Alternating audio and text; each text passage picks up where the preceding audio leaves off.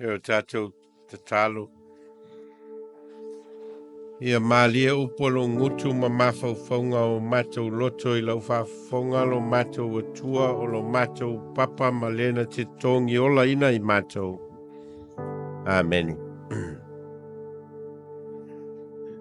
Kia whaunga ina le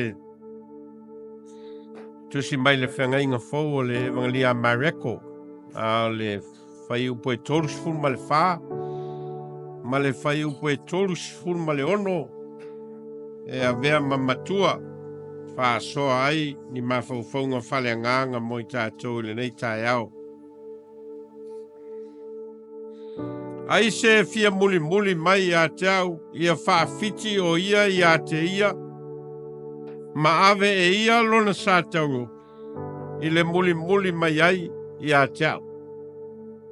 A wā se ale au ngā I le tangata, e a whaina te maua le lalolangi uma, ai mau lona ola. Ai se fia muli muli mai a te au, ia whaafiti o ia I a te ia, ma ave e ia lona sātauro, I le muli muli mai ai I a te au. A wā se ale au ngā I le tangata pe a whaina te maua le lalolangi uma, ai mau lona ola. Manatu Autu o le so e tusa ma le tus feitau aso, le tus feitau aso, o lona tus feitau o le tusi leo Mareko la sa tātou feitau ina lona tau poe valu. Au mai a whaatasi ma le tusi feitau ma le whengainga tuai le salamo mua. A muia le tangata I le savali le filfilinga e a mileanga. E tau au mai ai se whaatusa tusanga e na ia manino ia tātou le Manatu Autu. O le Manatu Autu e whapea. Ala o le atua, ala o le tangata. Ala o le atua, ala o le tangata. Ways of God, ways of man. Ala o le atua, ala o le tangata. E whoringa mai le whaupo ina o le Manatu Autu e se a ala o le atua, e se ala o le tangata. E leo tu whatasia ia mea ia e lua. Pe e whoringa mai ai e fete e nai ia ala o le atua, ma ala o le tangata. A vai foi tala o le ulu ai tangata ma le amatanga mai o le valea o le atua ma le tangata na whaia e le atua. E iai ale taimi na vā ai le whonga vā. E o ilawa na whaia le atua le tangata ma vea le atua le langona ua matua le lei. Ai ale taimi na toe vā ai le whonga vā. E na ua manatu le tangata e whai lava le mea e manatu ia e tau ana whai. Ma o le uinga leo le tala o le pa'u o le tangata. The fall of man. Pa'u ona ua manatu le tangata e tō foi sona ala fua e alu ai. E ese mai le ala fua le ana whatatia e le atua mo ia. O le lei, o le matua le lei. Ma ua finangalo le atua e foai mea uma. Foai tamau a inga, foai me tua i ele tangata. Ai tasi ale whatonunga le atua ele tangata. E awanei whaia. Ai peitai. Ia ua manatu al tangata ia le whamalia ina, le loto ma le anganga o tangata I mea uma o foai e le atua, ua nau foi e fia o lava I le mea lea e whaasa mai e le atua. Ua le whamalia ina le loto ma le anganga o le tangata. Ma o le lana anga sala e le tangata ma pa uai. Anga sala le tangata o no manaonga o lona loto. Anga sala le tangata o no manaonga o lona tino. Anga sala le tangata o no manaonga o lana vaai. Anga sala le tangata o no manaonga o lona mafaufau. O le whamaliaina mea uma ia e le tangata o na manatu lea o le tangata o le a saili pea sona ia a wala ese mai le ala o le atua. Lau tusi o salamo le sa tatu whaitawina o lo au mai ai el tusi tala o le tusi o salamo le ese senga o ala o le tangata ma ala o le atua. O a mata upo le fai salamo il fa upunga e fa pea muia le tangata e le savali le filifilinga e a mioleanga. E laua wa mata o na fa matala ia le ala o le tangata. A muia le tangata e le savali le filifilinga e a mioleanga e le tu foi o ia i le ala o e anga sala e le nofo foi no fo o e tauemu e o ala ia fa le tangata. E nofo i le amioleanga, e filifili le amioleanga, e tu i le ala o le angasala, e nofo no foa o e tauemu. Peo, mea ia o lo tau whamatala i le ala, wha le tangata. Ao ina le whamalia ina le tangata i meu foa i mai e le atua, ao fo ina le whamalia ina tangata i le ala fua o whatatia i le atua. E o na muni lo leo le tangata i mea ia. Filfilinga e a mioleanga no foa o e ang sala mai se no foa o e tauemu me ia o le a savali ele tangata a le vo lai fa matala ele fai salamo ia le ala o le atua tu la fono le ali ma fo fau fo o ia lan tu la fono i le ao Atua ma le po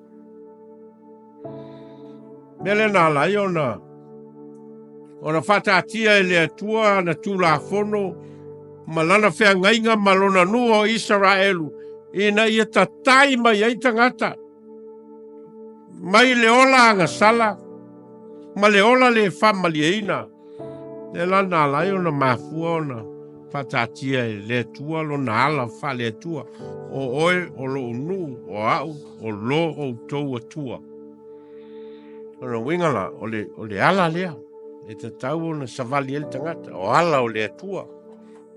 O na whatatia lo lea e le atua ia tula fono. Lua me tau o lo iai tula fono o le atua. Mua o le vafea ngai o le tangata ma le atua. Aua nei whai mo oe se atua ese i o luma. Tula fono ia e whaavae ai le vafea ngai o le tangata ma le atua. Aua nei whai mo oe se atua ese i o luma. Ia ua tatou loa lava le tangata ao ina wha atua ina le tangata o na lava manaonga. Ma mea nau ia le tangata ma avea mea ia ma tua ia te ia. Ia o na ave ese leo le tūlanga o le atua. O na savali foi leo le tangata i le mea lau wha na nau iei no noto ma lona nganga. Paenga lona lua o tūla fono. O le vafea ngai iei o leisi tangata ma leisi tangata. Aua nei whaia. Aua i te mulilua. Aua i te ngaoi. Aua i te moni mau pepelo. Aua i te manao i mea le luati tua oi. Tūla fono i o le vafea ngai. O le tangata ma leisi tangata. Me tā ua ia, o lo nau le atua, e savali ai le tangata. Savali le vāwhea ngai le lei o le tangata ma lona atua. Ma le vāwhea ngai le lei o le tasi tangata ma le isi tangata. Me tonu alea lea e. Ala iona whai e Iesu le whaupunga lea ua avea Matua. Ai se fia muli mai i ata. ia whaafiti o ia te ia ma ave ia lona sātongo i le muli mai ai ia te au wā se ale au ngā i tangata. Pe a whaina te maua le lalo langi uma. Ai mau wailo na ola. E le mele lea e tele ina ese ai le ala fua e savali e le tangata. Ono o le nau leo le tangata e sa ili mei. Tua atu o meo fōi mai e le atua ia te ia.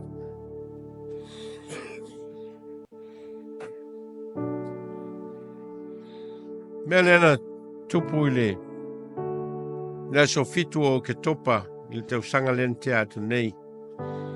Ma o leo lo tupu ai peri taua lea i le vao Israelu ma tangata faatu whalawe lawe o le Hamas. O se mea e ese lava lea taua. Ese lava le taua lea i le vao Israelu ma tangata Hamas. Ma iso se taua lava na whai leila langi. Tua ese ale taua lea. Ona e leo se taua o lo whai le sa ilinga o ni lau ele ele. E leo se taua foi o lo whai le sa ilinga o ni tamau ainga. A le taua o lo whai ono le nau o tangata ina ia auane iai ni tangata Israelu i le lalolangi le nei. A si sila iai le a ngaso longa o tala o le taua lea. O le whamoe lea o tangata ia e taua o Hamas. Ina ia auane iai ni tangata Israelu i le lalolangi. Nea lai ona whaile taua lea.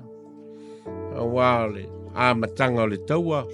Ina ua atu ia fita ma tangata faatu whalawe a Hamas ma sopo ia lau ele o Israelu ma latou fasiotia ia ainga. Tane ma fafine ma whanau. Ia ma susunu le vaenga tele o nu tu vala. Ia Manatu a vea wha tangata o taua ia tangata o le Israel.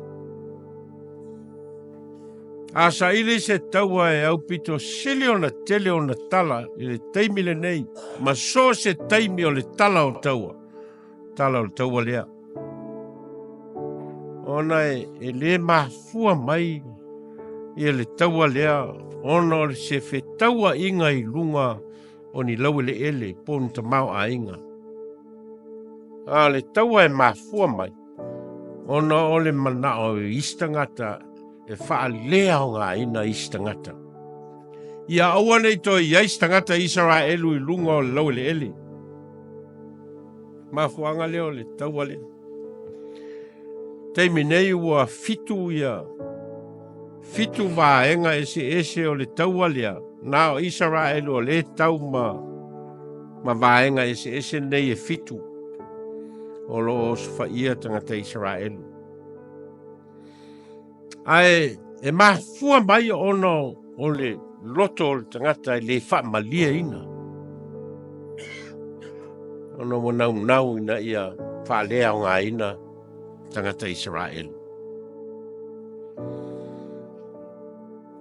E o mele nā lai ona whatatia i Jesu le au mainga o le mafua anga e lai ona tatau ona muli tangata ia te ia. Ona o lo whatatia i Jesu le ala fua e tatau ona savali ai le tangata ma le atua. Ma savali ai le tangata i lona vāwhea ngai ai ma le tangata. Le nā lai ona whai e Jesu pau ale o le tūla fono le tau o le golden rule. O le tūla fono wha aulo whatatia mai e Jesu. Ia e alo faatu i le lilo o tua ma lo roto atoa, ma lo nganga atoa, ma lo malosi atoa. Ia e alo faatu fo i I le lua te tua o ye pei o oe lava ia te oe. Po le ale tele o tula a fono o lo wha matala ina mai le whenga inga tuai, se ia o mai le whenga inga fau, pau lava leo le tula a fono o lo tau mawhai e su keriso. E nei sava vali ai a tangata, sava vali ai o na so.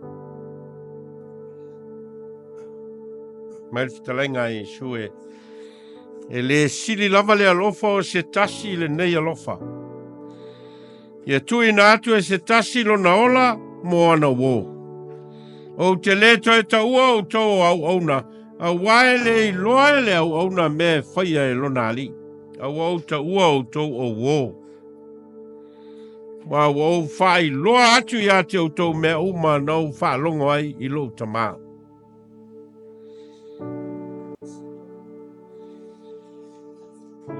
Fetalai e su. O nele ala maleu kumoni maleola e le aluatu lava stasi tama pe ali ui mai e a tau.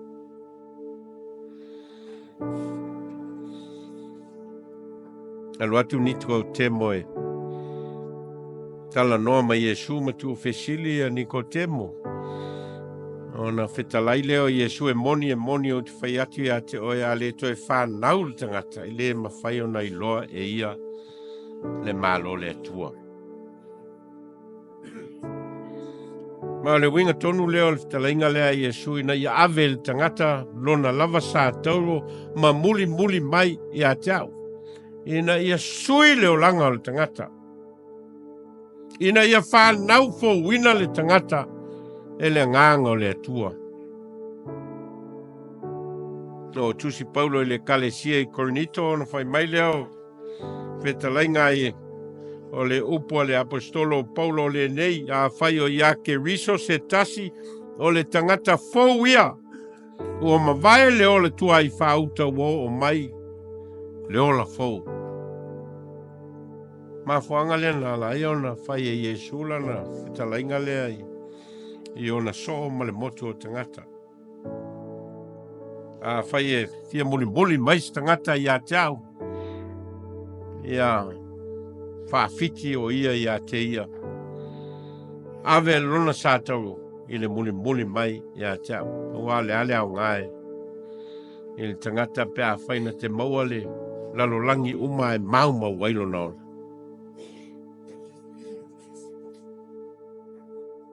E na ua whaatonu e Paulo le au lotu I Roma. Po le ale au wala e te tau ona whaailoa ai I latou tangata faatu Atua. Ona whaapele o whautuanga Paulo I le kalesia Roma. A whai e te tau tino I lo ngutu I le li o Yesu. Ma faatu Atua I lo loto. Ua toe faatui na mai o ia. Ele atua na ye woti. Whaola ina ai oe. A wao le loto e faatu Atua ai. E o mai ai le ame o tonu. A o le ngutu e tau tino ai. E o mai ai le ola.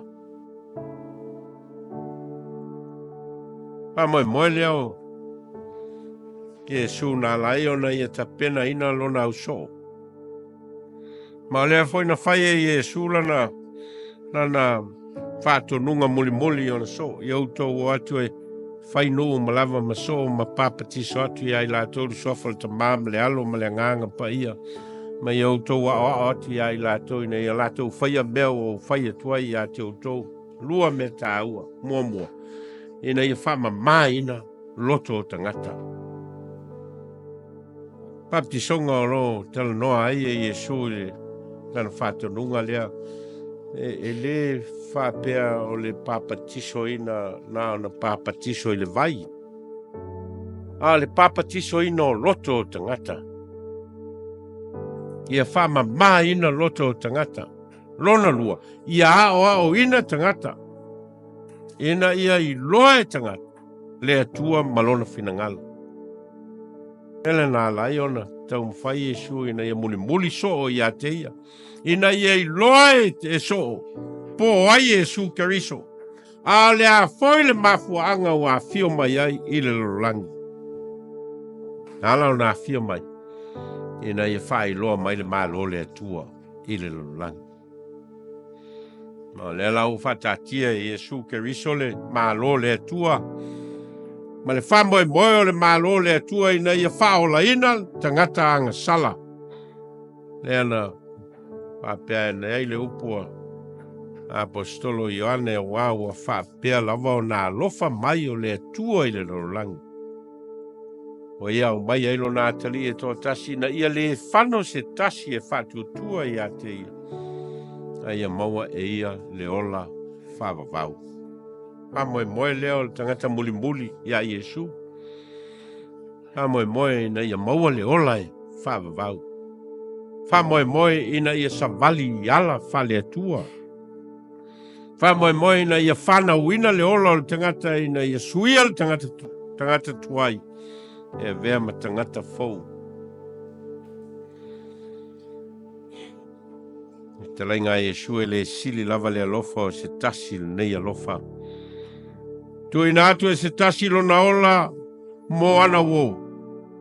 O te le to e ta ua o tau au auna au wae le i loe le au auna mea e whaia e lo nali. Au ta ua o tau o wo. Wow, o whai loa atu i ate o tau mea uma na o wha longo ai i lo tama. Mele nā la iona wala au i sui o le so. A whai e fia muli mai stasi a te au. Wha fiti o ia i a te ia ma avelon sa tago. I le muli mai ai i a te au. Teo tātou tālo. Mātou whalongolongo lava i lo finangalo mo i mātou. Ina ia vea i mātou mau so. Mai ātangia i o mātou ola lo finangalo o aua o onga ma mea na e whatatia mai e maua ai e tangata faatu atua le ola whawawau. Maua e awa o mai ai mātou na i o mātou whaia i aso uma o lo mātou ola. Awa o mai mātou na i o mātou loa na whaafiti i o mātou ola tuai. Ai a tapena ina i lo nganga o mātou ola i a whaafouina. Ma mātou muli ai e tusa ma lo finangalo. O au mātou te talo e ala i ai e su le li i malfaolo. Amen.